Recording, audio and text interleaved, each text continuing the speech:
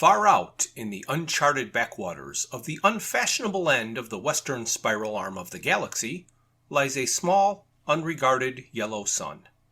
Orbiting this at a distance of roughly 92 million miles is an utterly insignificant little blue-green planet whose ape-descended lifeforms are so amazingly primitive that two of them still think doing a podcast called Digital Watches Are a Pretty Neat Idea is a pretty neat idea. These podcasters have, or rather had, a problem, which was this. Actually, this is the solution.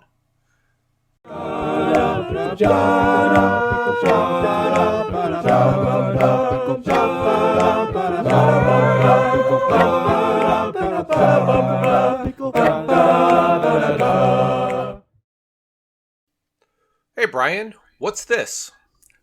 Well, Jeff, this is the third issue of A Spoon Too Short, a Dirk Gently holistic detective agency story in comic book form. And as I said, we're on the third issue of this story. Let's see how many different ways we can describe what it is.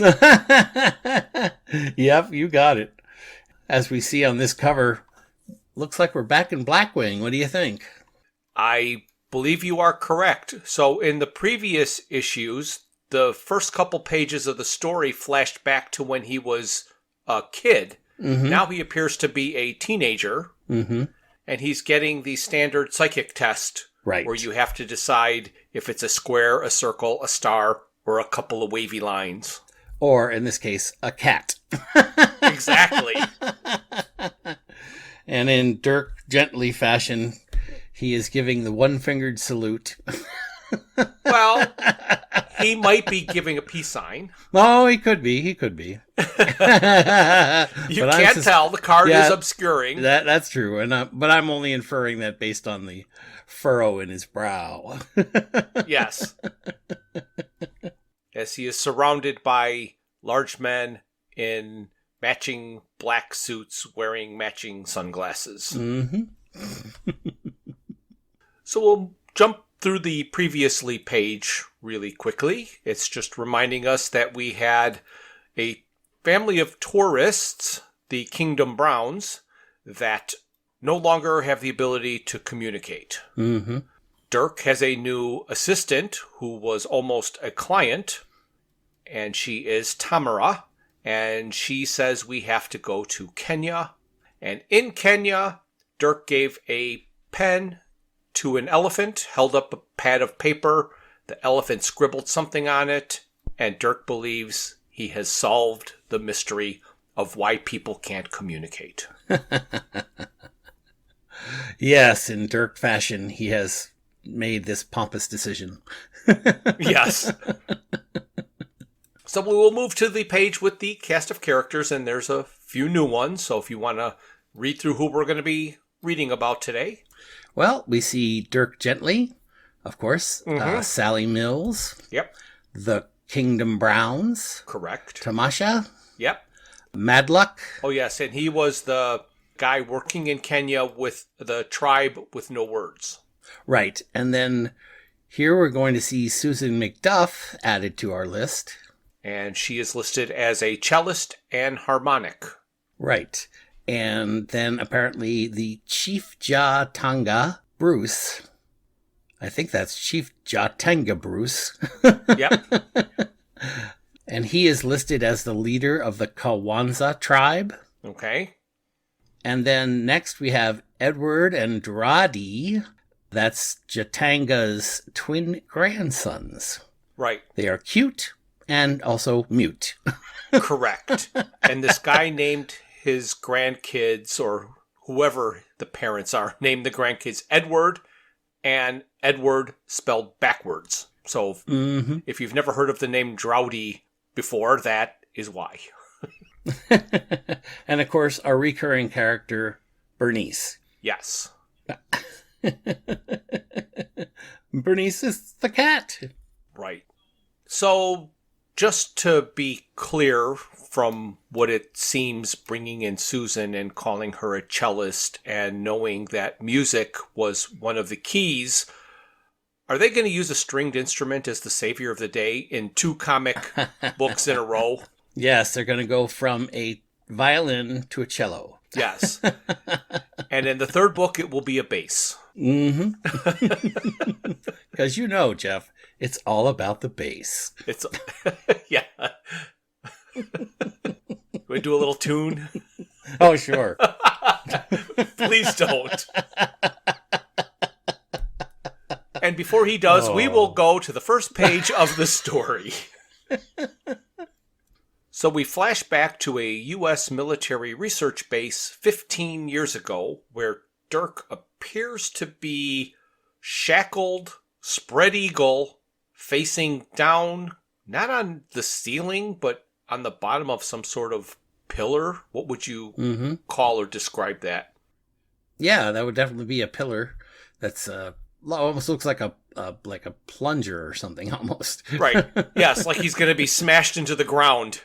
And he's blindfolded, and they want him to describe what he sees, but he says the blindfold smells of foot. Because it's a sock, of course. Of course it is. And he's hung suspended above what could be called a video drone.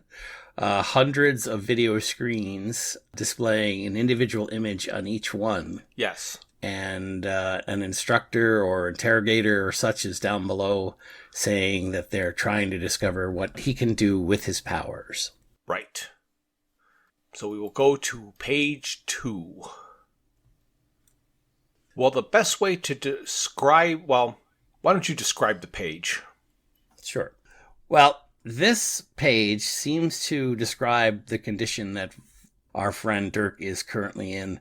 He's not only suspended above the ceiling on this plunger or pedestal, as you said, facing straight down. It apparently has begun to spin. Yes. And all of this is like, it looks as if it's water running down a drain. It spins all the way to the center of the image. Right. And they're interrogating him along the way. Right. So you read this in a spiral. Yep. So basically they have told him that they are broadcasting images to him from around the world, and he needs to look for the connections. Mm-hmm. And he says he can't concentrate. And what's odd here is he's screaming out to the general, "This is 911. And the general says, "No, there's no emergency here, lad. There's no safe words. It's not a game, so concentrate on what you see." And then he goes 19119 119 119 11. Right. So, oddly enough, he's probably picking up something as we learn about his abilities, but they have no idea what it means, or neither does Dirk at this moment. He's just about to puke, I think. Correct. And he's asking them if they think that he can see the TVs through a sock, which he obviously can't. Mm-hmm. So we will move on to page 3. Well, more green slime. Yeah, that about wraps up this whole page. Yes. A whirling vortex of green slime is now falling down onto our favorite friend. Being regurgitated out of Dirk. The second full page bleed in a row. Yes. For being an entire page of puke, it is beautifully drawn. It is, oddly enough. So on to page 4. After that ordeal, it seems some decorated officer is walking into Dirk's room, and he's apologizing and told him that the machine made him dizzy. And Dirk is sitting in a completely empty room with some papers in front of him, and he's holding up a pencil. Yes, and the decorated officer said that it is not his fault, and the science monkeys did not consider dizzy but wants to know if he saw anything. And Dirk hands him the paper, and all we see is the paper in front of the officer's face. And he says, "Are you kidding me?"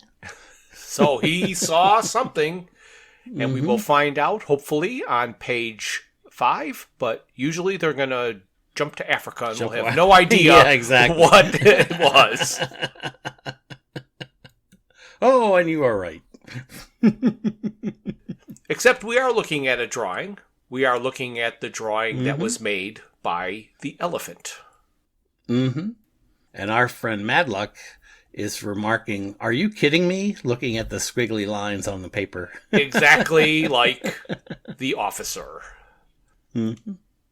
So Dirk responds to Madluck, basically saying that he doesn't believe that elephants are known for their sense of humor. And Madluck continues, "It's squiggles made by an elephant. The only surprising thing is she didn't squish you." Right. And then Tamasha wants to know if Dirk actually talked with the elephants, because she's heard from Susan that he had some strange abilities, and he just kind of laughs it off and says, "Don't be ridiculous. Elephants don't talk human." Right. They speak in subsonic languages. Yes. And Madluck confirmed that, saying that they communicate with low-level rumbles below the range of human hearing. And Tamara says, "Well, then, if you didn't talk with her..." And then Dirk says, "Well, I may have thought with her." Okay. So we'll find out what that means. So we'll move to page 6. This page is almost 3 identical panels of the 3 of them sitting in a car and Dirk explaining everything that he isn't. And the car is basically driving through the savannah, and the last panel they have actually made it to some sort of road. It's an unfinished road, but it's not surrounded by animals. And basically, as I mentioned, Dirk is just saying he's not psychic or psychosassic. Madluck just says, "What nonsense is this?" Yes. And then when Dirk mentioned he was psychosassic, which in the books he admits that it's a word he just created, Tamasha here says that's not even a real word. And he says, "My point exactly."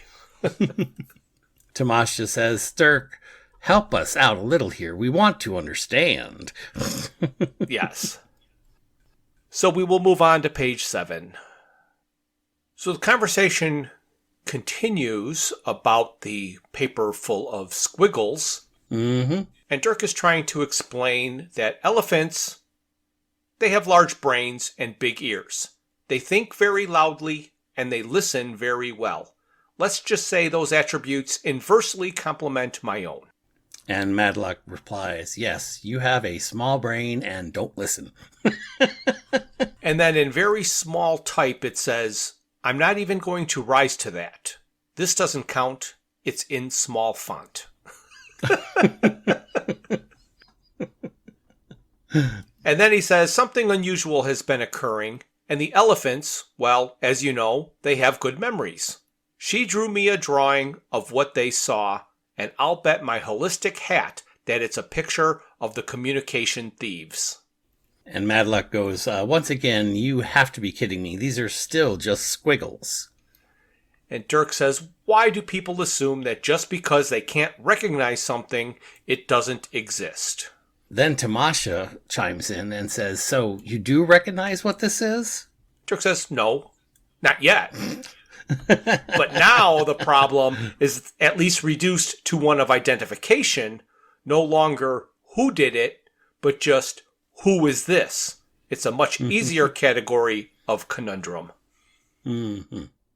So this seems to be an obvious, I won't say ripoff, but an obvious clip from the original book in which Dirk scribbles on some papers, shows it to the secretary, and she says to him, "Well, what is this? Only a child could understand what this scribbling is." And he goes off and says, "Then that's what I must do. I must find myself a child to interpret what this says." Right, right. We'll call it a plot device. There you go. Never leave a joke unsaid, right? Exactly. So page 8. So they've arrived at the village and slam on the brakes, and Madlock is saying enough, and he's done with wasting time with them. But Dirk is trying to convince him that their cases are connected. And Madlock is convinced they're not, and he says they are not. Your case involves pachyderms playing with crayons. Mine involves the slaughter of innocents, extinction threat, and global criminal enterprise. And I was waiting for Dirk to come up with some kind of quippy response, but they didn't do that, and they just go to Professor Travers and Madlock wanting to have a moment alone to say goodbye, and Dirk won't leave. He seems to have gotten directly in between the two of them at an unfortunate moment. Right.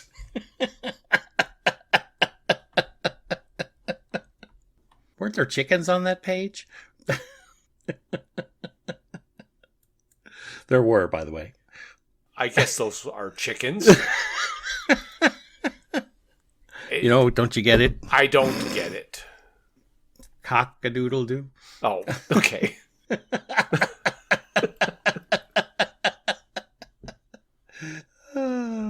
That will not make it. That will not make the final cut.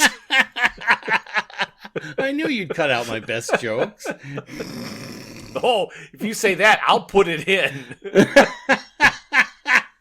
Nobody gets them anyway, so, you know, it's just that much more fun. Oh, my gosh. So we'll move to page 9.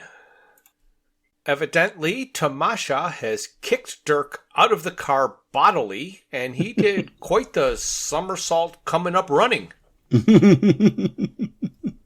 And he is very disappointed in his assistant and thinks he must dock her pay, and he's also appalled by the behavior of his client, so he must charge her more. So it's kind of a win-win. Yeah, there you go. And then suddenly he is frightened by the existence of the twins, Yes. who have now popped into the scene. And said nothing. And said nothing. And Dirk tells Tamasha that he thinks he has found the tribe. Page 10. In a little narration box, it says, "Meantime, my friends back in London had decided to do some investigating of their own. Sally had enlisted Susan McDuff and her instrument." Here she be. And Susan has arrived at the clinic with her cello. Yes. And she's a little credulous, asking Sally, is this really going to help? And Sally insists, well, I'm not sure, but the music seems to be different somehow for them. And she begins to play. And she's just going to improvise, and Sally just wants her to follow their lead. Mm-hmm. And then pretty soon it looks like the youngest girl actually makes a sound and from the way it's drawn starts to sing. Mm-hmm. And they're excited, and Sally wants Susan to keep playing. So we'll move to page 11. Wow, the whole family is singing and dancing and overjoyed, and Susan says it's working, and Sally wants to call Dirk. But what are they singing, Brian? Well, in typical fashion here, they're singing a little ditty. Yep. From Twelfth Night by Shakespeare. Okay. We didn't have to look that up. We could just we just didn't knew have to it. look that up. We knew that. I know my 16th century music like no other person on the planet. Right. It's called Google. Right. Oh my goodness. And why this family of four would be singing a 16th century song. About the wind and the rain. That may be part of it, but it just it's weird. I don't know too many kids that could recite a 16th century poem or song. No. But just in case it does become relevant, the title of the song is When That I Was and a Little Tiny Boy, and then in parentheses, with Hey Ho, the Wind and the Rain. So that's what they're singing. Mm-hmm. So we'll move to page 12. So we jump back to Kenya, where Dirk and Tamasha are having less luck figuring anything out or getting help from the tribe that can't communicate. Mm-hmm. They're trying to get him to speak. They're asking him questions. They're showing him cards, asking them to pick the one that symbolizes how they feel. There's a big crowd of people, and Dirk is on stage asking if anybody has information. One person raises their hand and tells them, nothing. There you go. And then, of course, Dirk's phone rings because Sally is calling. And she tells Dirk that the Kingdom Browns are singing. They're singing about the rain every day. And, of course, Dirk's response is fascinating. Yes. So, page 13. On this page, it is pretty much a full bleed, mostly on the left-hand side. And it's Madluck. And he is, like most people after they have met Dirk, stewing about him. And basically he's mumbling to himself about all of the animals that he can't protect and his futile efforts and how he's outgunned and outspent. And it's not just a question of resources, it's organization.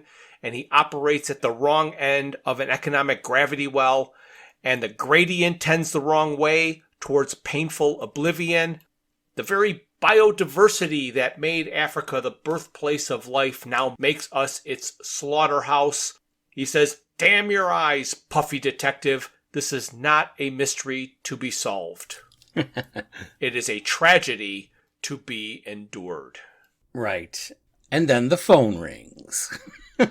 I wonder who that is. I don't know. But I tell you, my favorite part of this page is, the man has what I could only be described as a 12-pack. Yes, pretty much. This was the musculature drawing page of this volume. Mm-hmm. He is quite ripped, isn't he? He is. So we'll go on to page 14. So Madluck answers the phone, and we see Dirk saying, Hakuna Matata. And with a stern face, Madluck says, are you mocking me? And Dirk is like, no, listen.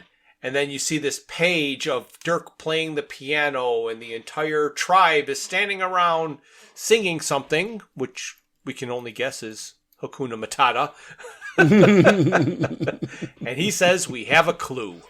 So it was on purpose. Now we know, that the warthog looked like Pumbaa. Yes. Yes. It's Disney's fault. Yes. Right. And Madluck doesn't look like he has bought into this yet. Not quite. So, page 15. So here we seem to be in, I guess, what I would describe as Madluck's office. Mm-hmm. Appears so. And Dirk is doing not a complete solved it, but how he likes to summarize his cases for everybody. Mm-hmm. So he starts with a premise that everything is connected. And Madluck is a little dubious. He says, not literally everything. Everything. So here's what we know.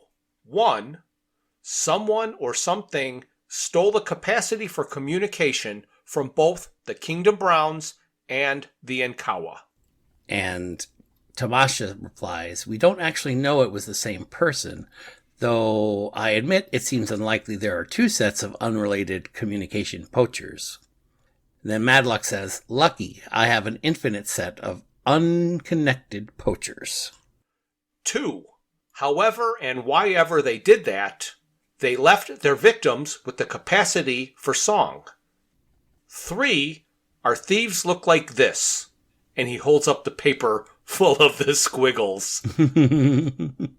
4. Our thieves are most likely also connected with the brutal murder of your rhino, Sid. And Madluck says, no. No? And he repeats himself, no. Why not?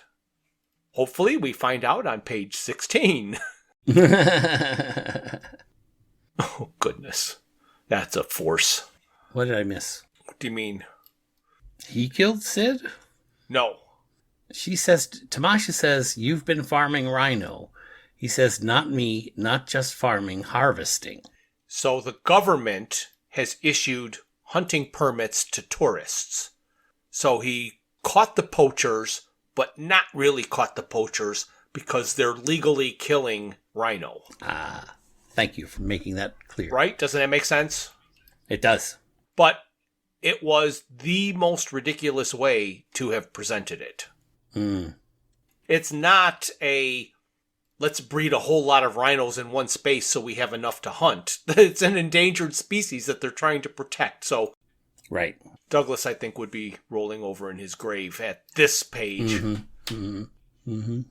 Okay, well, I think this is summary page.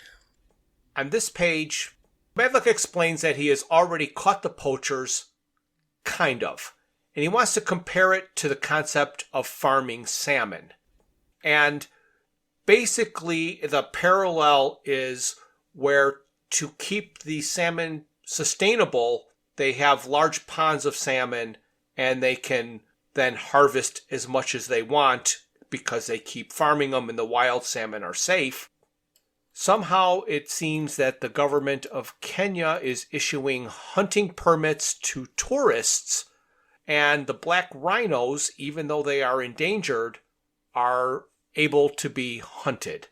But I still don't know how that made them sustainable. No, not at all. So we're going to move to page 17. Oh, more puzzle pieces.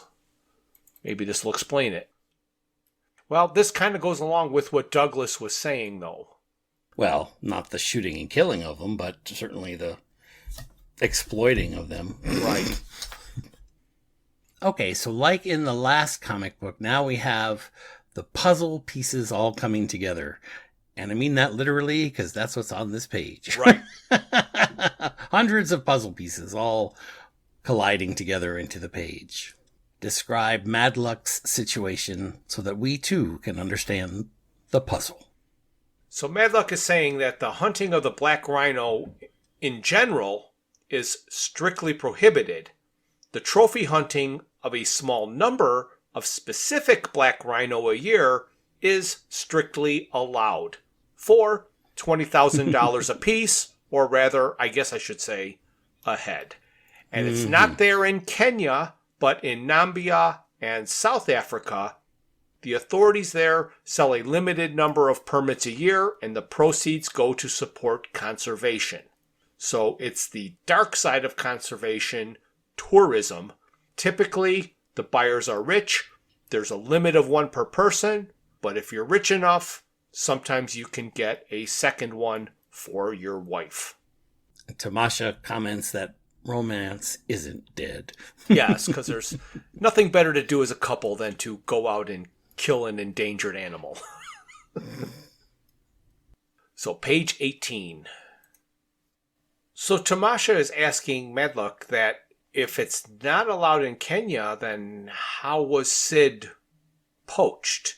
And he's explaining about fake permits that the poachers have gotten out there somehow, and then they bring these tourists, and once the tourist kills the animal, they take the horn, and they didn't have to pull the trigger. Discussions are on, they've got to stop them from doing it, and the education of people and tourist companies, but as long as there's a demand, new illegal schemes will emerge. So as Madluck is describing the situation to Tamasha, Dirk is fascinated by his hand in which he has the permit, and it's all crumpled up. Right. And he seems to see something in the pattern. He whips out his drawing from the elephant. Oh, I thought I was going to get that through smoothly, but you had to start laughing. No. I'm going to start right there just because of that. So Dirk whips out his drawing from the elephant and starts wrinkling it up into his hands. And he turns to the two of them and says, I can catch them. And Tamasha wants to know if it's the poachers he's going to catch. And then Dirk bows his head and says, sadly, no, I have no idea how to help you, Madluck. Sounds like the most miserable, horrific, intractable situation, and that you're a hero for even trying. And Madluck thanks him. So we'll move to page 19. Dirk very excitedly is explaining that he knows how to catch the communication thieves and makes a list of what he needs, which is basically an orchestra and mosquito spray. Madluck is puzzled and asks Tamasha if she'd like a drink. And she says, please. And in the bottom panel we see Dirk is looking at his hands at a folded up version of the elephant drawing, which is creating a rudimentary face. And he says, gotcha. I wonder if it looks like an alien to you. It does look like an alien. So, page 20. So, in the biggest non sequitur you could ever imagine, they jump back 15 years ago to the military base where Dirk is looking at a piece of paper that he drew that had 911, 911 written all over it like he was at the beginning of the book. He is looking at this page when? Well, it happens to be the 12th of September, 2001. So his 911, 911 was really 9/11, and he is wondering if it is his fault and if he could have stopped it. Right. He says he didn't know what it meant. He just saw the numbers in the pattern. Yes, and the officer is consoling him, and he said it was never his fault, that they should have listened to him better, and they will get to learn to use his gift better. And Dirk is thinking that back then he believed him because he was a child. And that is the end of this issue. So my question to you, Brian, is what do you think the reason is for dragging the 9/11 tragedy into this story about an African tribe and some tourists who lost their voice? What could possibly be connected? I'm sure you're going to tell me, Jeff. I don't. I'm thinking that it is just they're trying to portray Dirk, I guess, as having a horrific life as a kid, yes, in that thing. And what would be more horrific than to have had a vision of 9/11 and have been able to do nothing about it? But right, the only thing, seriously, right? Is there any? Do we know the date of this publication? Well, it's saying 15 years ago, so I believe it's a 2016 publication. Okay, yeah, it does seem odd. I really don't know, but all right. Yeah, I'm confused about that. Maybe they'll clear it up in the other one, but it just goes to show that Dirk's powers were not really perceptible. Right. Even when he was a kid. Right. And I don't know if they can connect it to 9/11, but I really don't want them to. No, that would not be right. No. And of course, we are told at the bottom of the page that the next time on Dirk Gently, we have Stakeout. Yes. And that is what we will be talking about in our next episode. So if that's what's next, Jeff, I guess it's time to say that this is the end. Thank you for listening to this. A new episode is released on the first Thursday of every month. A special thank you goes out to Luke, Max, Greg, and Tim Lesnick for arranging and performing our opening theme. Visit our website at digitalwatchesareaprettynneatidea.buzzsprout.com. While there, you can find links to all of my Hitchhiker's Guide to the Galaxy inspired t-shirt designs. You can contact us via email at digitalwatchespodcast@gmail.com. You can find us on YouTube and Facebook at Digital Watches Are a Pretty Neat Idea. You can message us on Twitter, or should I say X, at Watches Idea, and our Instagram is Watches Idea Podcast.